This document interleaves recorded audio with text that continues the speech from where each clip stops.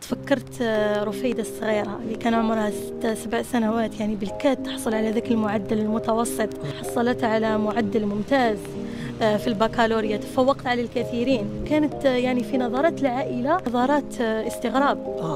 أكيد استغراب.